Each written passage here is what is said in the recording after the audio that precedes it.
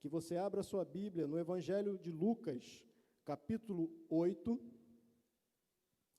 Nós vamos estar falando do versículo 40 ao 56. Esse texto fala sobre o encontro de Jesus, primeiro com Jairo e depois com a sua filha, realizando ali um milagre. Então nós vamos pensar nessa noite sobre o tema Vale a pena esperar por Jesus. Vale a pena esperar por Jesus. O verso 40 nos diz o seguinte: que quando voltou Jesus, a multidão o recebeu, porque todos o estavam esperando. E eis que chegou um homem, de nome Jairo, que era príncipe da sinagoga, e prostrando-se aos pés de Jesus, rogava-lhe que entrasse em sua casa. Existem outros dois textos que são textos correlatos, dos evangelhos chamados sinóticos, que significa ver juntos, ou ver em conjunto. Esse mesmo relato está em Mateus 9, de 18 a 26, e também no Evangelho de Marcos, capítulo 5, do verso 21 ao 43. Você pode encontrar o mesmo relato, com algumas diferenças. Por exemplo, Mateus ele é muito sucinto ao proclamar esse relato sobre o encontro de Jairo com Jesus. Lucas e Marcos já falam um pouquinho mais de detalhes. Por isso nós estamos pensando em cima do Evangelho de Lucas, sobre a perspectiva que Lucas escreveu. Jesus estava vindo da cidade de Gadara, aonde expulsou aqueles demônios de um gadareno, aqueles demônios que se precipitaram, que estavam nos porcos e se precipitaram. Jesus ele chega agora numa cidade e ele é rodeado pelas multidões. É muito interessante isso, Jesus, por onde ele andava, ele arrebatava muita gente.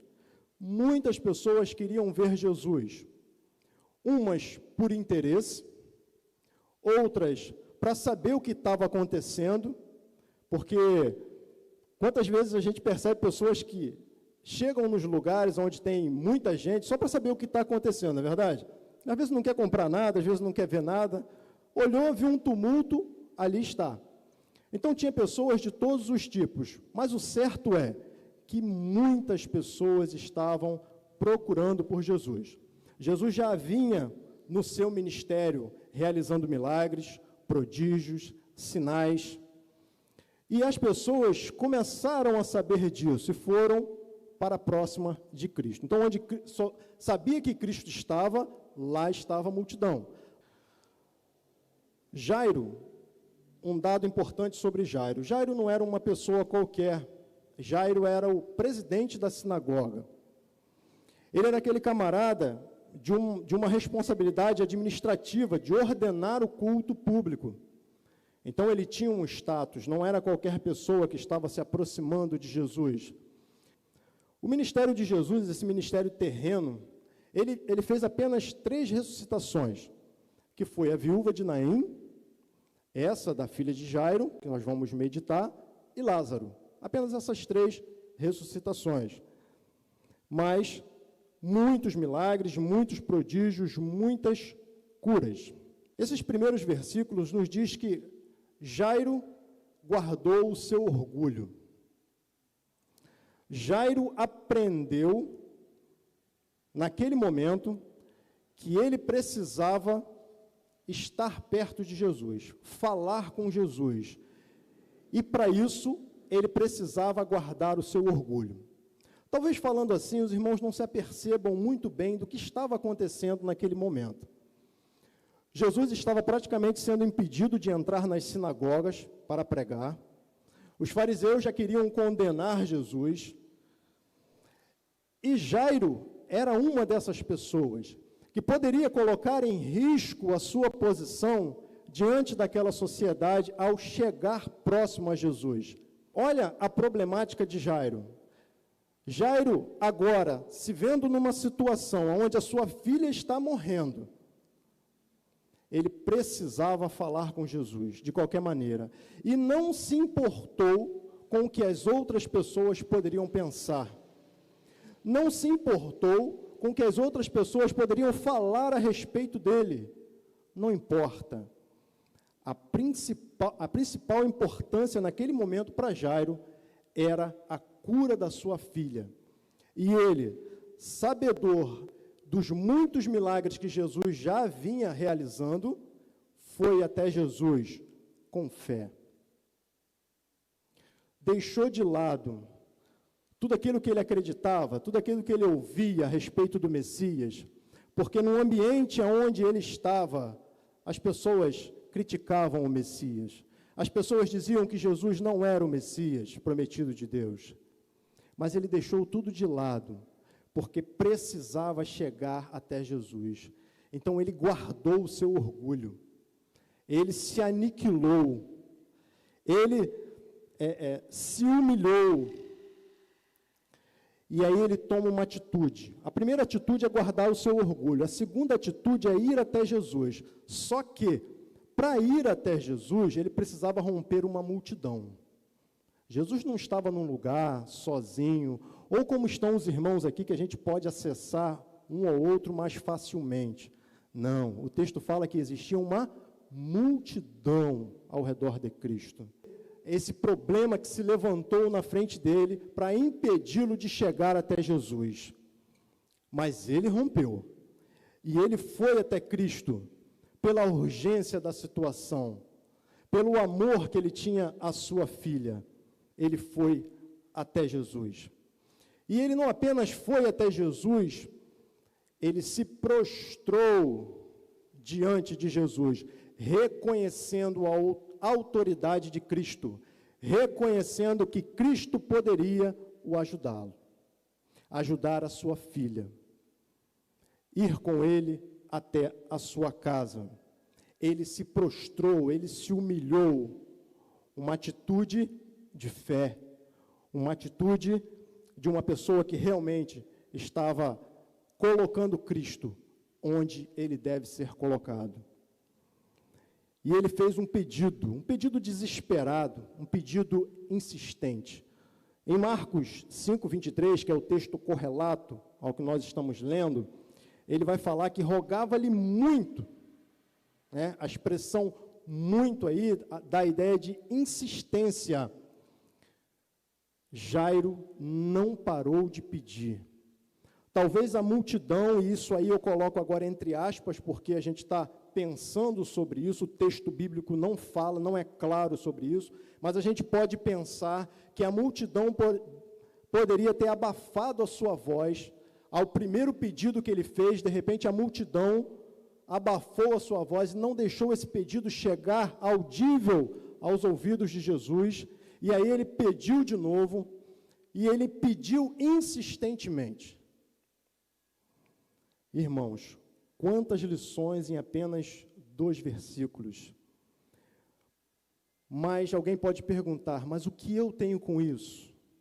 Muita coisa. Esse texto vem nos mostrar, e aí eu quero aplicar isso para as nossas vidas hoje, que nós também, assim como Jairo, precisamos guardar o nosso orgulho. Talvez nós tenhamos orgulho de alguma coisa, ou de nós mesmos, ou de nossa posição social, ou de um bem que possuímos, e aí menosprezamos outras pessoas por conta daquele bem.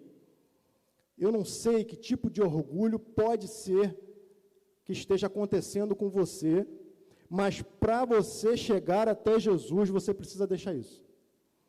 Para você estar na presença de Jesus, você precisa, em segundo lugar, se prostrar e reconhecer que Ele é o seu Senhor, é o seu Salvador, que tem coisas que você não vai conseguir fazer, só Jesus pode te ajudar. Mas para isso você precisa reconhecer, e você precisa também, como Jairo, romper a multidão. Eu não sei qual é a sua multidão, talvez seja um problema de família, eu não sei. Eu não sei o que pode estar te impedindo de chegar até Jesus. Mas essa pergunta parece um pouco contraditória para um crente, né? O crente, ele já tem o Espírito Santo, ele já foi até Jesus, mas a Bíblia fala de algo interessantíssimo, que é o enchimento do Espírito Santo. E aí a gente pode aplicar para o crente, o que está te impedindo de se encher do Espírito Santo? O que está te impedindo de chegar mais próximo de Cristo? E talvez para alguém que esteja assistindo, ou que vá assistir, numa oportunidade futura, que ainda não recebeu Jesus como seu Senhor e Salvador, você, meu amigo, precisa ir até Jesus. Você precisa ter um encontro com Jesus, mas para isso, muitas coisas têm que ser retiradas do seu caminho. Você tem que vencer muitas multidões. Qual é a sua multidão? Faz a gente pensar. Versículo 42 agora, vai nos dizer o seguinte: porque tinha uma filha única, quase de 12 anos, que estava à morte, e indo ele, apertava-o a multidão. Esse versículo nos traz algo interessante também. A vida da filha única de Jairo estava a perigo. Ela estava à beira da morte. E os irmãos sabem que naquela época não é como hoje, né? Hoje alguém passa mal, a gente leva correndo para uma UPA, tem UPA perto, tem hospital, se a gente não tem um carro, a gente pede um vizinho, e a gente dá um jeito de chegar a um local apropriado. Naquela época não tinha isso. Naquela época a pessoa ficava em casa, e no máximo o que acontecia era orar mesmo, né? Para que Deus fizesse um milagre, que o milagre acontecesse. Então Jairo corre até Jesus, porque era um bem muito precioso. Era sua filha, algo de valor inestimável, algo insubstituível. Essa preciosidade faz Jairo correr, faz Jairo disparar ao encontro de Jesus. Algo precioso demais. O que é precioso para você? O que é precioso para mim? O que é precioso para você que está nos assistindo? Se você tem algo precioso na sua vida, você está perdendo isso, você tem urgência de chegar até Jesus. Muitas pessoas se encontram nessa situação. O bom seria que todos fossem a Jesus sem problema algum em sua vida, não é verdade? Sem estar à beira de perder algo. Bom seria se nós entendêssemos que Cristo é o Salvador, que Cristo é Senhor, e que nós precisamos estar perto dele em qualquer situação, seja na perda, seja na alegria, seja à beira de uma morte, seja numa vida plena. Bom é estar ao lado de Jesus. Bom é pedir Jesus para caminhar conosco. Bom é romper a multidão e pedir a Jesus para ir para a nossa casa. E quando eu falo casa aqui, Jairo, literalmente, a sua casa era a casa material, onde a sua família morava, deitava. Para nós hoje, a casa de Jesus, que é habitável pelo Espírito Santo de Deus, somos nós. É a nossa vida. Graças a Deus que nós convidamos Jesus para caminhar conosco, que nós convidamos Jesus para estar na nossa casa. Mas se alguém ainda não fez isso, esse é o momento, não perca essa oportunidade. Creia, rompa a multidão e peça a Jesus para caminhar contigo. Agora nós vamos ler do versículo 43 ao 48, e a gente meio que vai passar mais rápido sobre esses versículos, porque esse versículo vai falar sobre a mulher do fluxo de sangue, mas o tema de hoje é Jairo e a sua filha. Mas ele está no meio, então nós precisamos pensar sobre ele, porque tem também aplicações importantes para a nossa vida. Versículo 43, diz assim, acompanhei na sua Bíblia ou na projeção. E uma mulher que tinha um fluxo de sangue havia 12 anos e gastava com os médicos todos os seus bens, e por nenhum pudera ser curada. Chegando por detrás dele, tocou na orla do seu vestido, logo estancou o fluxo do seu sangue. E disse Jesus, quem é que me tocou? E negando todos, disse Pedro e os que estavam com ele, mestre, as multidões te apertam e pressionam, e dizes, quem é que me tocou? E disse Jesus, alguém me tocou, porque bem conheci que de mim saiu poder. Então, vendo a mulher, que não podia ocultar-se, aproximou-se, tremendo e prostrando-se ante ele, declarou-lhe diante de todo o povo a causa por que lhe havia tocado, e como logo sarara. E ele lhe disse, tem bom ânimo, filha, a tua fé te salvou. Eu fico a pensar o desespero de Jairo. Eu fico a pensar como Jairo poderia estar se sentindo naquele momento. E aí cabe uma pergunta para todos nós, né? Como é que nós nos sentiríamos se Jesus estivesse caminhando conosco e nós soubéssemos da situação crítica de uma filha, de um ente querido, e Jesus simplesmente, tranquilamente, para no meio do caminho. Espera aí, vamos ver esse negócio aí.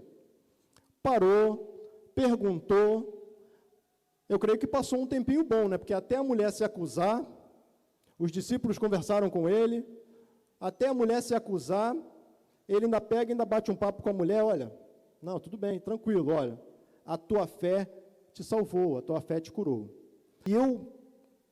E eu penso nessa dor de um pai, perdendo a sua filha, e tendo que agora parar, porque uma outra pessoa tocou em Jesus.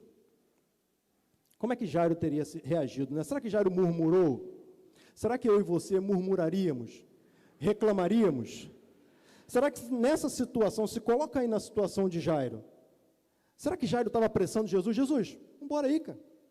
Minha filha está morrendo, deixa essa mulher para lá. Vamos lá, eu te pedi primeiro, ela chegou depois. Vamos andar dentro da escala de prioridade? Primeiro eu, depois ela chegou depois, ela pode esperar um pouquinho mais. Muitas coisas poderiam passar pela cabeça de Jairo. O texto também não nos fala. Apenas que Jairo estava ali, aguardando toda aquela situação. Mas a gente vê no meio disso tudo, uma mulher desesperada, que também precisava de ajuda. Meus queridos, isso me faz pensar muito sobre o amor ao próximo.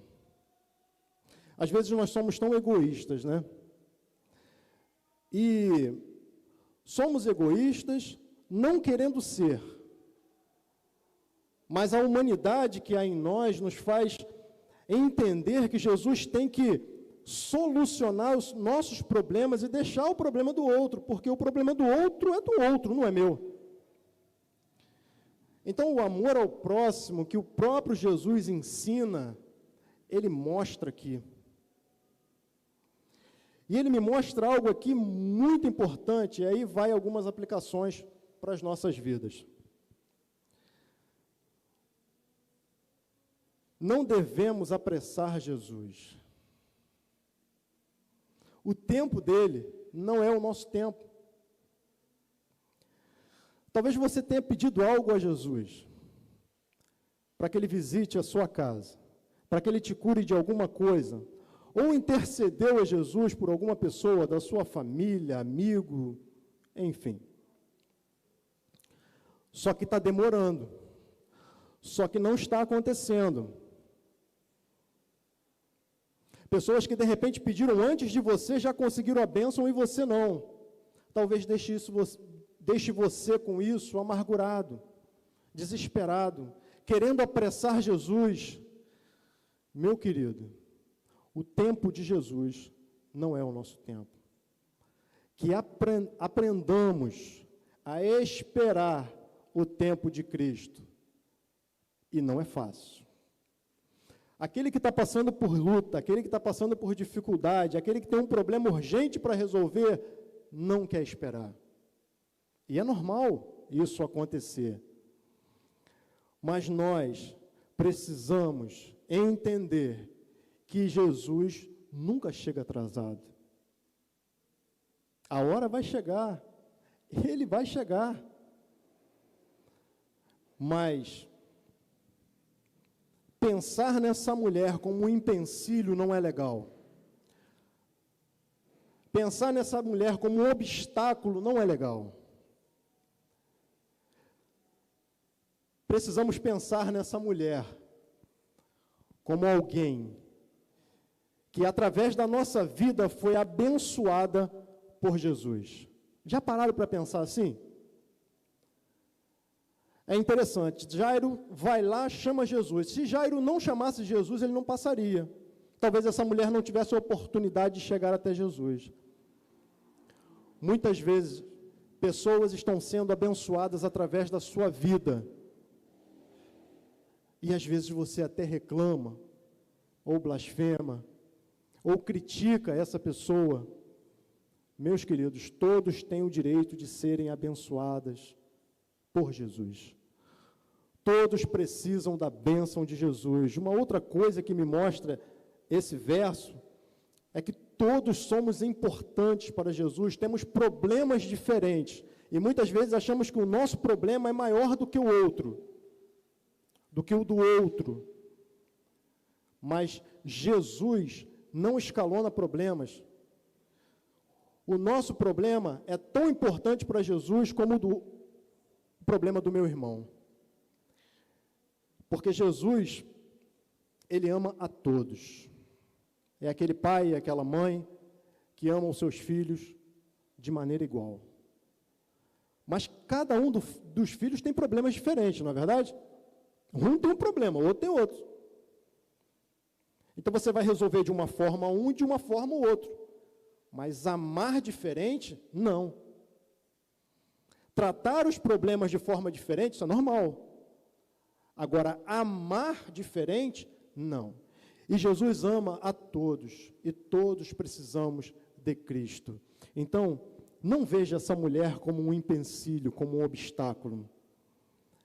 A Bíblia não fala nada sobre Jairo no caminho, né?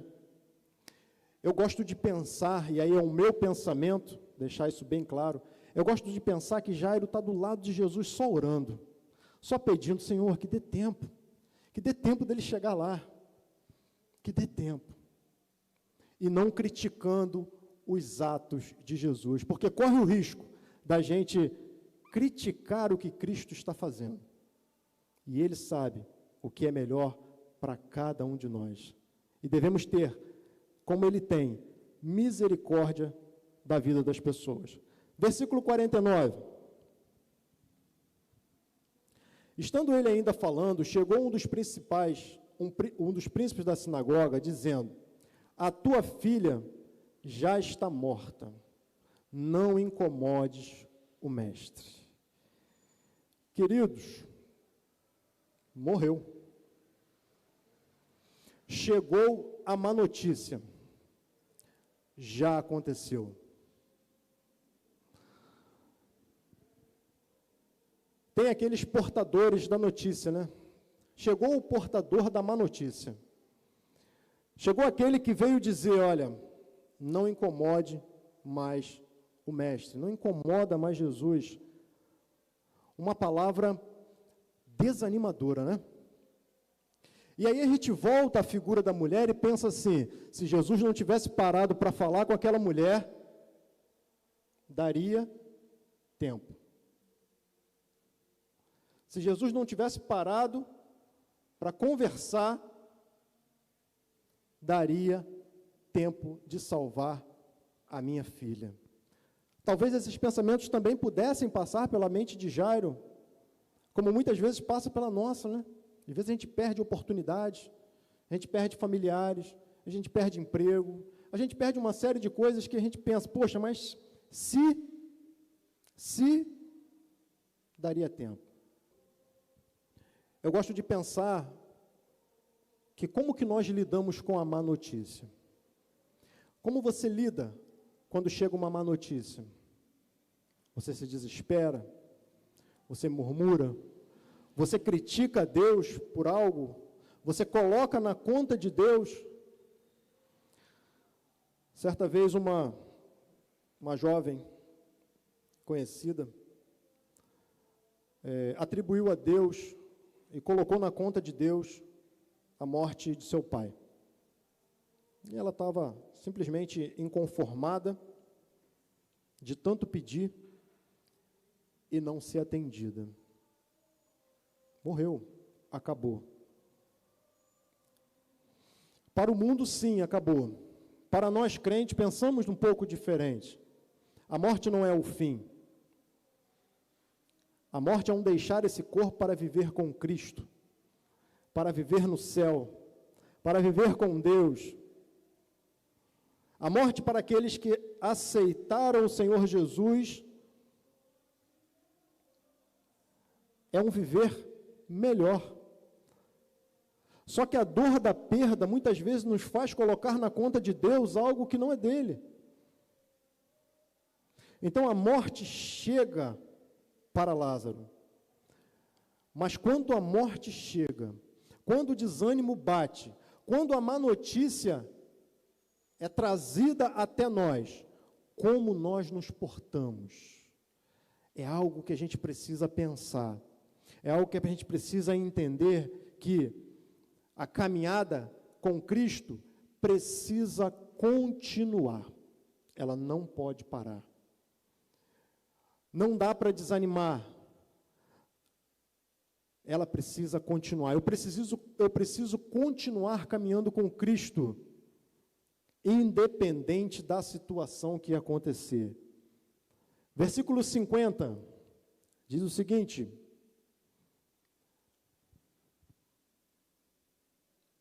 Jesus, porém, ouvindo-o, respondeu-lhe, dizendo: não temas, crê somente e será salvo. Ouvindo, essa expressão de Jesus, ouvindo, dá a ideia de que Jesus está atento a tudo que está acontecendo. Jesus não é aquele que está caminhando contigo e está desapercebido das coisas que estão acontecendo ao seu redor. Jesus está atento, ele está prestando atenção em tudo que está acontecendo, mesmo sem você falar. Então Jesus prestou atenção, ouviu a má notícia e logo disse o seguinte: não temas, crê somente e ela será salva. Quando o mundo traz a má notícia, Jesus traz o consolo e a boa notícia, amém? Quando o mundo tenta te derrubar, te desanimar, te fazer parar, quando as pessoas chegam para você e digam, já era, não dá mais, você não vai conseguir, você não vai aguentar essa situação, Jesus diz, não desanimas, não temas, eu estou contigo, crê somente. Ah, meus irmãos e meus amigos que estão nos assistindo, tem momentos na vida que nós só podemos crer somente. Há momentos na vida que não dá para fazer nada. Há momentos na vida que a nossa fé precisa estar firmada no Senhor. Crê somente. Acalma o teu coração. Fica tranquilo, confia em mim. Tudo isso está embutido aqui nessa declaração de Jesus. Crê somente. e será salva. Jesus dá uma palavra de consolo e Jesus dá uma palavra de esperança. Ela vai ser salva. Fica tranquilo, confie em mim. Precisamos, irmãos, consolar uns aos outros.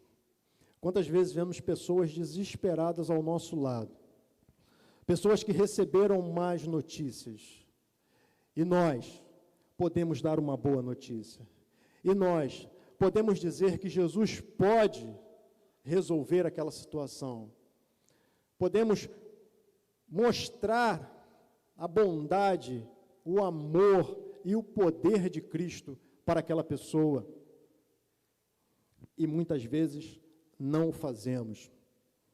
Versículo 51 diz o seguinte: e entrando em casa, a ninguém deixou entrar, senão Pedro, Tiago, João, e ao pai e à mãe da menina. Eu gosto de pensar nessa parte sobre a intimidade. A intimidade, o relacionamento. A intimidade é algo fantástico. Isso a gente vê no relacionamento, pais e filhos, marido e mulher. Quantas vezes você olha para sua esposa, para o seu filho, ou para um familiar próximo seu, que convive contigo, que você tem intimidade, e você percebe de cara que ele não está bem. E às vezes você percebe até mesmo o que aconteceu. É interessante, né? Sei, já não precisa nem falar, já sei o que te aconteceu. Foi isso, não foi? Verdade, foi isso. Então, a intimidade aqui é algo interessante. Jesus deixa todo mundo lá de fora e chama 3 dos seus apóstolos, apenas, a mãe e o pai. Só nós 5. Vem para cá. E a intimidade, ela leva você a ver coisas, leva você a participar de coisas que outras pessoas nunca irão participar. Aplica isso para a sua vida. Quanto mais intimidade, quanto mais relacionamento você tem com Deus, quanto mais comunhão você tem com Jesus, mais você irá conhecê-lo, mais ele se manifestará a você, mais coisas você vai conhecer e perceber que outras pessoas nunca conseguirão perceber. Você vai conseguir enxergar coisas que outras pessoas não conseguirão enxergar. Você vai conseguir perceber problemas que outras pessoas não perceberão. A intimidade leva a isso. O relacionamento leva a isso. Que nós tenhamos a intimidade. Que nós busquemos o relacionamento com Deus. Versículos 52 e 53 nos diz assim: e todos choravam e pranteavam, e ele disse: não choreis, não está morta, mas dorme. E riam-se dele, sabendo que estava morta. Olha que legal, né? Um dado curioso para nós entendermos isso aqui, é que nessa época era normal e natural a família, quando um ente querido estava à beira da morte, contratar as carpideiras profissionais. O que é isso, meu irmão? Carpideira profissionais. Contratavam mulheres que iam para o enterro só para chorar. Não conhecia muitas vezes a pessoa que estava morta, estava ali profissionalmente para chorar. Talvez hoje seja algo meio que complicado para a gente entender, né? Mas era uma prática comum à época. Era uma prática comum à época. Só que o que esses dois versículos me mostram parece uma contradição muito grande, né? Porque não tinha só as carpideiras ali. É bem provável que existiam familiares, amigos, vizinhos, todos ali ao redor. A Bíblia fala que todos choravam. E Jesus, a mesma palavra de consolo que Jesus traz a Jairo, ele traz agora a todos que estão na casa chorando. Olha Jesus de novo não fazendo distinção, né? Não fazendo separação. Jesus consola a mim e a você. Jesus consola todo mundo. E aí, todo mundo que estava chorando, olha que coisa interessante, começaram a rir. Rir de quem? De Jesus. Olha que contradição, né? Eu estou chorando e agora eu começo a rir. Achou que não estava morta? Está morta, rapaz. Você falou que está dormindo, que isso? Está morta. Me faz parecer algo supérfluo, né? Que choro era esse? Que para zombar de uma outra pessoa? Que choro verdadeiro é esse? Que na primeira oportunidade de zombar de outro, de debochar de uma outra pessoa, o choro cessa na hora e para. Eu fiquei analisando isso e achei de uma falsidade muito grande, né? E muitas vezes o ser humano ele é assim, né? Ele adora uma piada, mas aquela piada que vai desconstruir o outro, aquela piada que vai dizer que o outro é pior, dizer que o outro tem problemas, né? São só piadas que denigrem a imagem do próximo, quando Jesus nos manda amar o próximo. E aí todo mundo ri, né? Então, esses versículos, eles vão nos mostrando a esperança que Jesus traz às pessoas e, em contraponto, recebe o deboche daqueles que estão ali. Pensa um pouquinho aí, quantas vezes você já quis passar a esperança para as pessoas, quis dar uma palavra de consolo ao seu semelhante e recebeu o deboche dessa pessoa? Quantas vezes? Pô, se eu desse essa oportunidade aqui, ficaríamos a noite inteira, não é verdade? Comigo mesmo já aconteceu muitas vezes. Mas é assim mesmo. Mas é assim mesmo. Jesus não parou por conta disso e eu e você não podemos parar também. Versículos 54 e 55.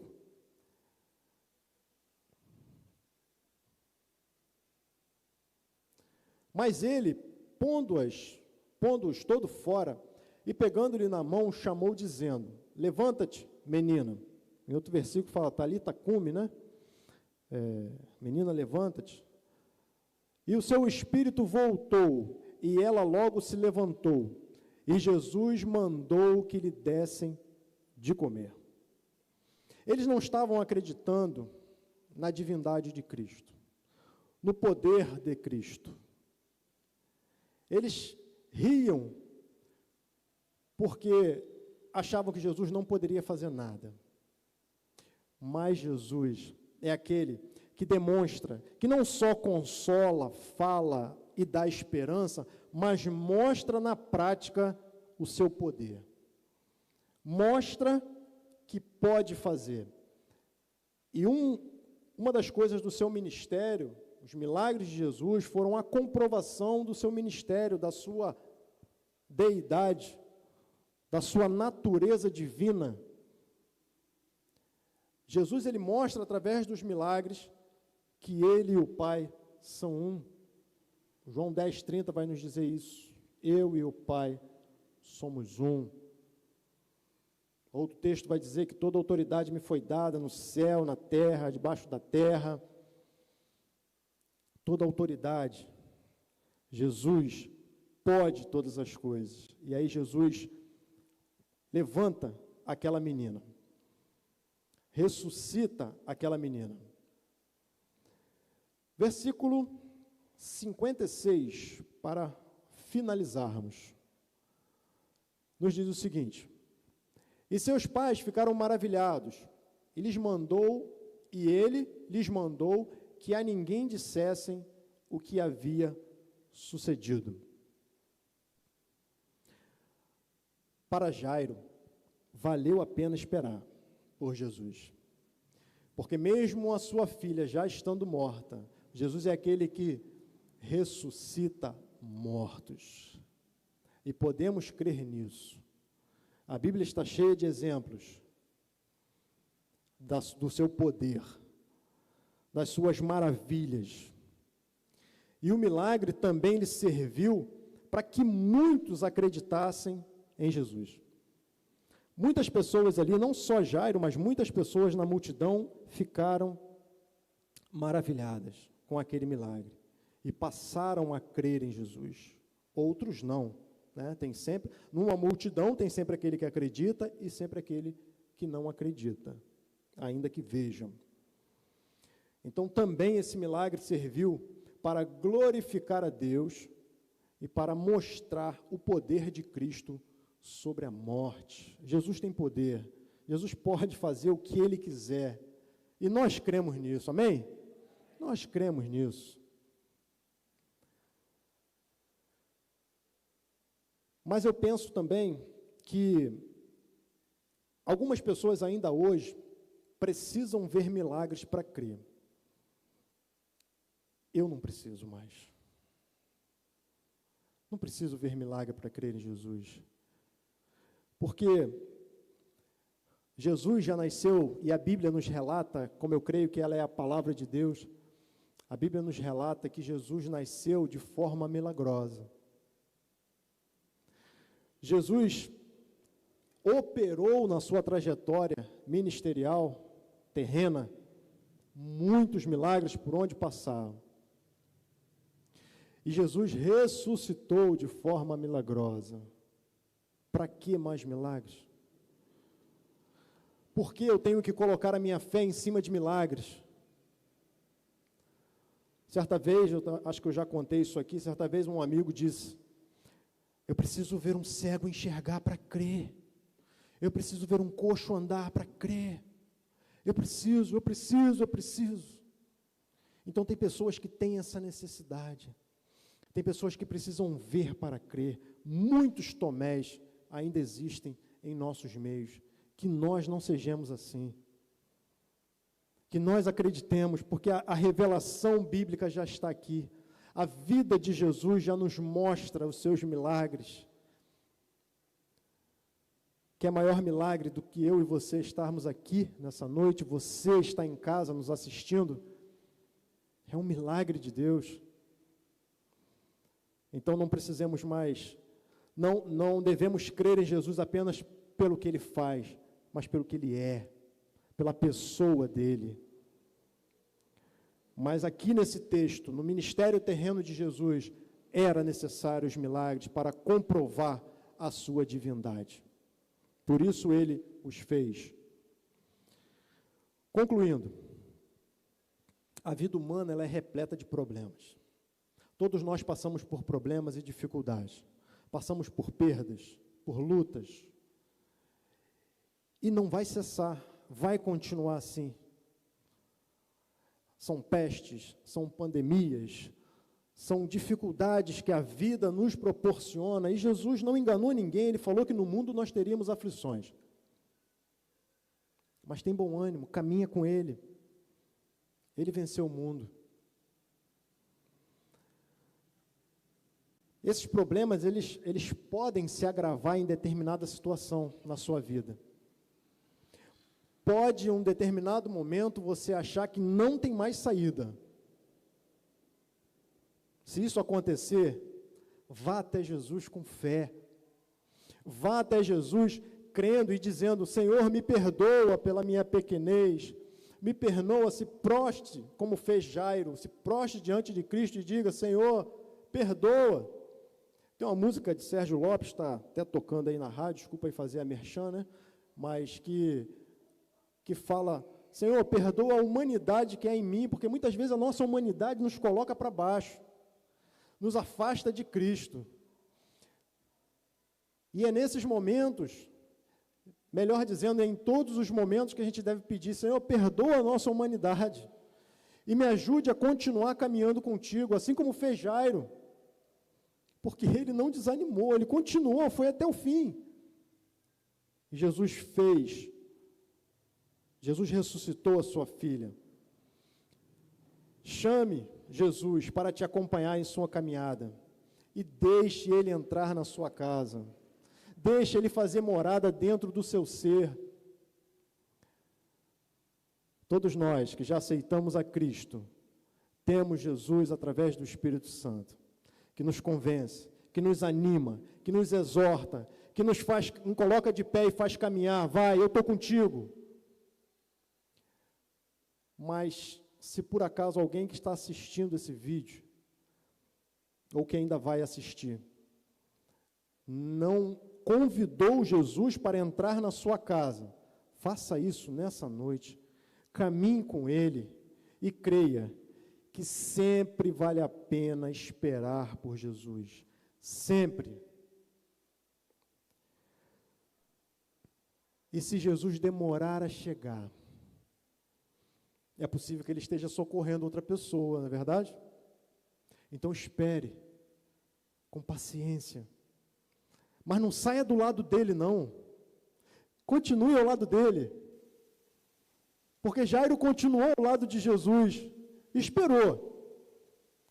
Provavelmente ficou angustiado, mas continuou ao lado de Jesus. Então, se aquilo que você pediu está demorando a chegar, meu irmão, continua do lado de Jesus.